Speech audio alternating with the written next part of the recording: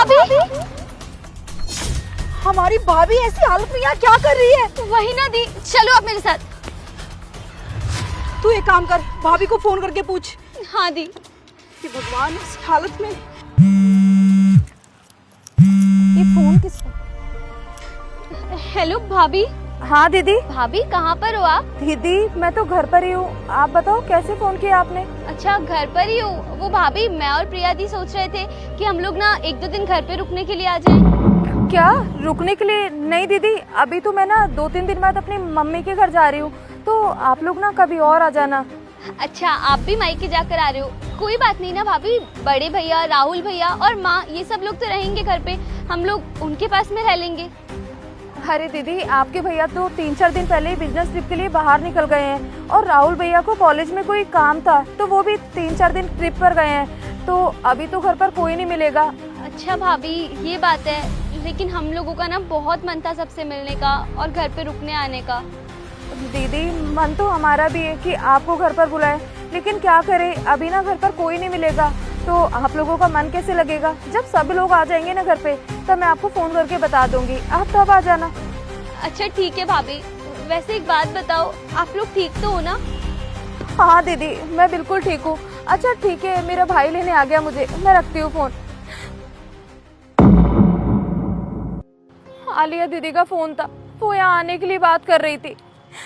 भाभी अगर आलिया और प्रिया यहाँ पे आना चाहती है तो आप उन्हें बुला लो, आप मना क्यों कर रहे हो? नहीं भैया, नहीं बता सकती मैं उन लोगों को, उन्हें नहीं पता है कि हमारा घर नीलाम हो गया है, हम यहाँ झुग्गी में रहने लग गए हैं। उन्हें पता चलेगा तो उन्हें कितना बुरा लगेगा। भाभी आप ना बिल्कुल सही कह रहे हो, पर आज नहीं तो कल इन सब के बारे में उन लोगों को पता चल ही जाएगा। क्यों ना यही सही वक्त है कि हम उन्हें बता दें कि हम किन हालातों से गुजर रहे हैं। नहीं भैया, अगर उन लोगों को पता लगेगा ना तो उनके ऊपर क्या बीतेगी। उनके ससुराल वालों को पता लगेगा कि उनके भैया भाभी माँ झुग्गी में रह रहे हैं, तो कितनी बेइज्जती होगी उन लोगों की। इसीलिए बस मैं नहीं बताना चाहती, मैंने आपके भैया से भी मना कर दिया है कि किसी को कुछ ना बताए वो भी। भाभी आप कुछ सोचना, आप कितने बड़े घर से आई थी और आज इन झुग्गी झोपड़ी में रह रहे हो। ये सब देख के ना मुझे बिल्कुल भी अच्छा नहीं लग रहा। कुछ नहीं कर सकते भैया, बस सब वक्त का खेल है। मैंने इस बारे में मेरे घर पर भी नहीं बताया। मुझे ना आपके भैया के ऊपर पूरा विश्वास है, देखना वो एक दिन सब सही कर देंगे, हमारा घर लौट कर आएगा, हम भी उसी घर में रहेंगे। बस भगवान पर विश्वास रखो।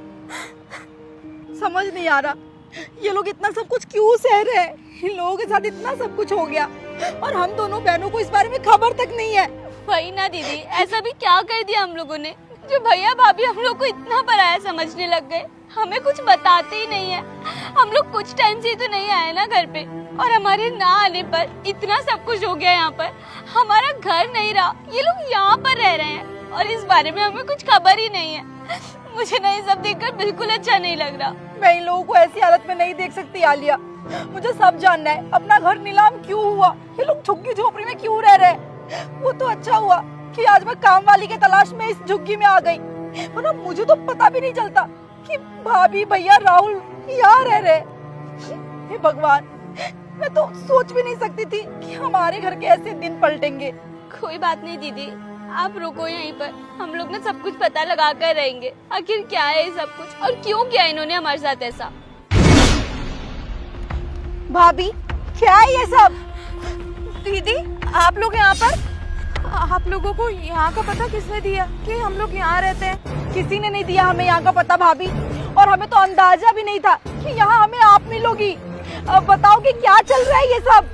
कुछ नहीं दीदी, क्या बोल रही हो आप, मुझे कुछ समझ नहीं आ रहा। मत बोलो झूठ भाभी, हम लोगों को आपको ऐसे देख के बिल्कुल भी अच्छा नहीं लग रहा। अरे कम से कम एक बार बताया होता कि हमारा घर नीलाम हो गया है, आप लोग झुग्गी झोपड़ी में आ गए हो। मुझे तो समझ नहीं आ रहा भाभी, क्या शादी के बाद बेटियां पराई हो जाती है? उनका हक नहीं है जानने का कि उनके मायके में क्या चल रहा है। अरे आप भाभी हो मेरी, मैं आपको ऐसी हालत में नहीं देख सकती हूँ। बोल नालिया, इनको बताए कुछ, क्यों चुप खड़ी है ये? वही तो ना भाभी, हम सारे भाई बहन बचपन से साथ रहे हैं, पूरा बचपना हम लोगों ने बताया है। और आपको पता है, जब हम लोग छोटे थे ना, तब एक दूसरे से यही प्रॉमिस किया था कि अगर हमारी लाइफ में कोई भी प्रॉब्लम आएगी ना, तो हम लोग एक दूसरे से कभी नहीं छुपाएंगे। और आज राहुल भैया और मनीष भैया, इतनी बड़ी बात हो गई घर में, और हम दोनों बहनों को पराया कर दिया आप लोगों ने। सिर्फ शादी तो ही है हमारी, रिश्ता तो नहीं टूटा है ना भाभी। हम लोग कितना प्यार करते हैं आप लोगों से, लेकिन आप लोगों ने। प्लीज भाभी देखो, हमें कुछ नहीं सुनना, जो भी असलियत है ना हमें सच सच बताओ। आखिर ऐसा क्या हुआ जो आप लोग यहाँ पर रह रहे हो? पता है भाभी, वो तो अच्छा हुआ आज मैं यहाँ पे आ गई, वरना हमें कभी आपकी असलियत के बारे में पता ही नहीं चलता। अरे हमने आपकी सारी बातें सुन ली है चुपके, हमने देख लिया था जब आप और राहुल वहाँ गेट के बाहर बैठे थे। मुझे बताओ भाभी क्या हुआ है, आप लोगों की ऐसी हालत क्यों हुई, और भैया कहाँ है?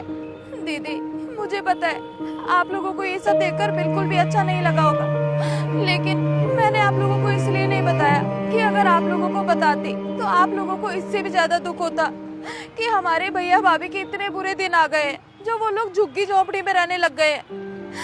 दीदी आपको तो पता ही है ना, आपके भैया का बिजनेस कितना अच्छा चल रहा था, लेकिन जो उनका वो फ्रेंड था ना, उसने पार्टनरशिप में धोखा दे दिया, सारा बिजनेस खुद के नाम करवा लिया। आपके भैया को बहुत बड़ा सदमा लग गया, वो बीमार रहने लग गए थे, इसी के चलते अपना घर नीलाम हो गया। और हमारे पास इतने पैसे भी नहीं बचे दीदी कि हम लोग किराए के घर में रह सके।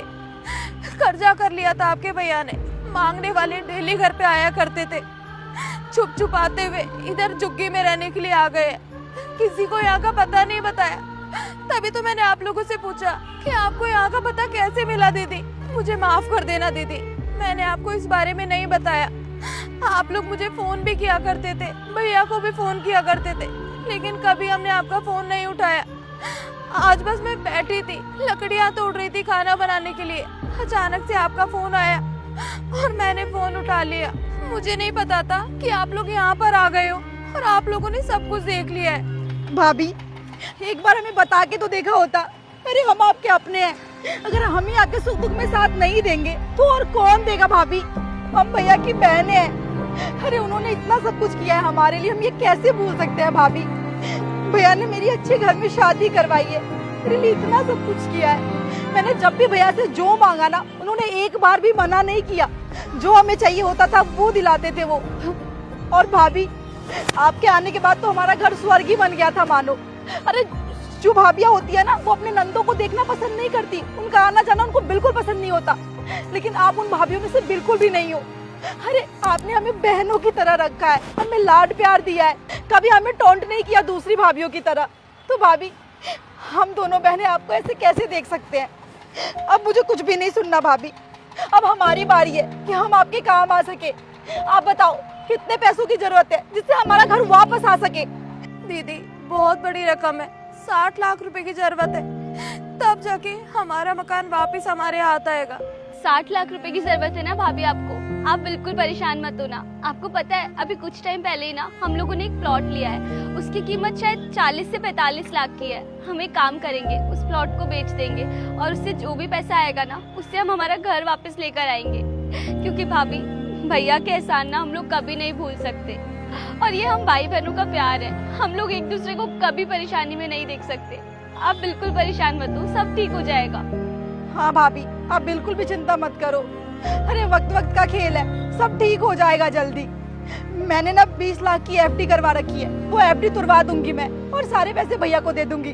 अरे जिस घर में हमने अपना बचपना बिताया है, जिस घर में हम पले बड़े हैं, उस घर को हम ऐसे ही जाने नहीं दे सकते। वो घर हमारा है, उस पे बस हमारा हक है भाभी।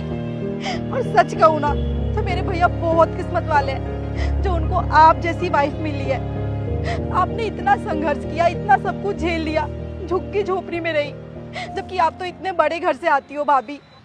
सच में अगर आपकी जगह कोई दूसरी औरत होती ना तो इतना ये सब बर्दाश्त नहीं करती, कब का मेरे भैया को तलाक देके चली जाती। लेकिन आप मेरे भैया के साथ ढाल बन के खड़ी हो, उनके पूरे परिवार को अभी भी साथ लेके चल रही हो।